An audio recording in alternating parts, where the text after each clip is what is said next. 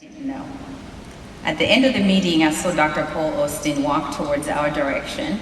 I just assumed it was probably somebody right behind me or right next to me that he was most likely going to be speaking to because they had more important and innovative things to share with him.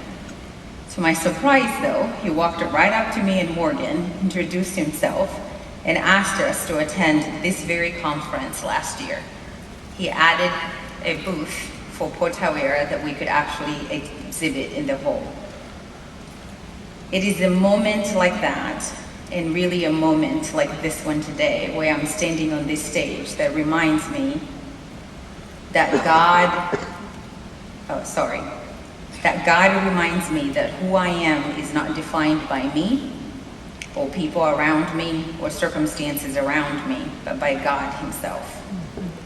It's because of God that a young girl who grew up in a small village in Tonji, Malawi, with no promises of a bright future, found herself in the United States of America, living her dream as a gynecological oncologist.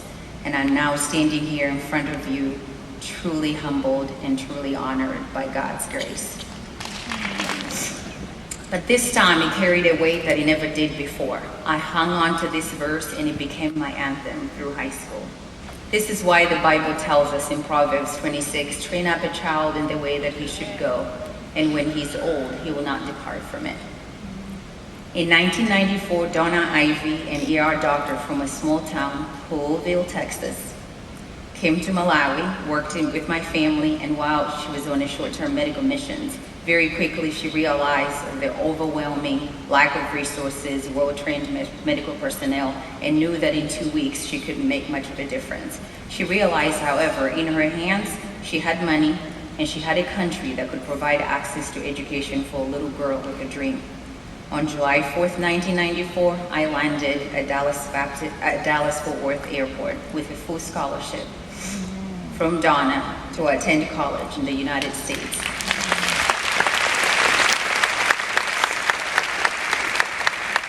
It was an out-of-body experience for me.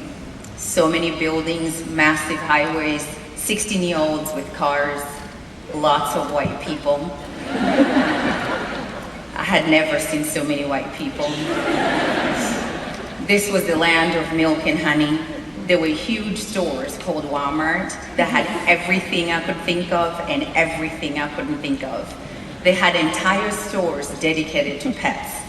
I attended a Sunday school class with Donna Ivy, where grown women in a Sunday school class were learning the symptoms of hunger. They wanted to learn how to eat only when they were hungry so they would lose weight. Imagine my shock when I had felt hungry my whole life. After my first year of college, I went back to Malawi for a visit. As the plane was approaching Lilongwe International Airport, I looked out the window and noted the vast, empty, underdeveloped nature of my country, very different from DFW when I was landing in the United States. There were dirt roads, small huts, large open fields. My life had changed so drastically, and yet my home was much the same. I went to watch my father work in the clinic and became acutely aware of how little he had to treat people who were severely ill. I saw a young, otherwise healthy girl who had a bout of diarrhea for a few days. By the time her mother made it to the clinic on foot, the little child was extremely dehydrated. The clinic had no IV fluids. She was too sick to drink. She died from dehydration. I watched my dad help her mother strap the lifeless little girl's body on her mother's back to start a long walk back home with her baby girl. I went to the district hospital and saw women laying on trash bags on cement floors, delivering their babies. Because the hospital was overcrowded, understaffed, and under-resourced, I saw women hemorrhaging while on the floor holding their newborn babies, and there was no blood to give them because the blood bank was empty. I realized that little girl that went home dead could have been me. I realized that the women laying on the floor, dying while giving birth, was the future that was once mine.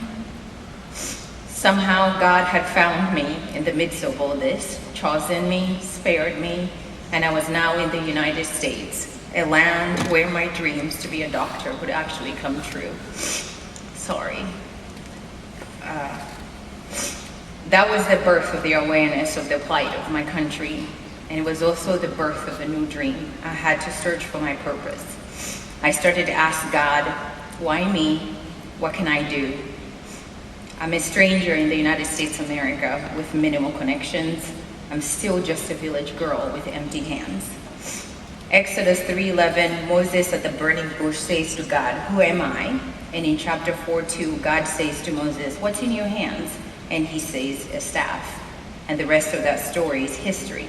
All God needed was for Moses to say yes. And God would use whatever Moses had, no matter how small, to fulfill his purpose. I finally decided to just say yes, here I am, send me.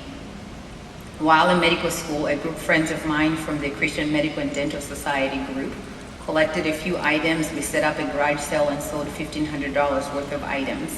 We found a matching donor at the garage sale, and with $3,000, I bought land outside of Salima, Malawi.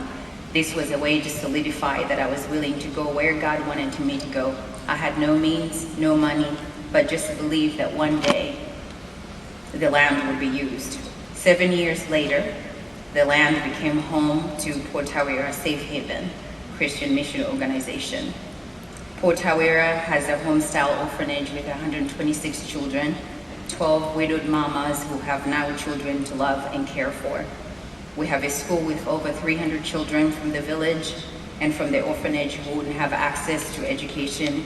We have a medical clinic that sees 200 to 250 patients a day, and we'll soon be opening a birthing center. With the kids, we have chicken, goats for meat, which I generally have to convince our visitors not to name the goats because dinner won't taste that good. We will soon construct a high school and start technical training to develop higher educational opportunities. I once heard someone say developing countries are made up of entrepreneurs, visionaries who with social justice and equity have the capacity to be part of the economic development of their countries. This is Joseph to the left. His dream is to own a real sound system one day. For now though, he has created a stereo sound system from electric wires he collected from the trash, an old plastic water tank, and an old radio that he repaired and placed his own wire antenna, and he powers it with a smaller solar panel. He brings this to school. I'm not sure the teachers are too excited about loud music at recess. To the right are a group of young men who've somehow figured out how to create a pool table from sticks and mud. This is the creativity and innovative minds that I see in all the children that we have at Port Tawera, because that's also what God saw in me, even when I thought I was forgotten. As the project grew and the demands of the finances increased, I found myself overwhelmed once again about the responsibility it has taken. I kind of asked myself, I've been grown since I was 10, why can't I just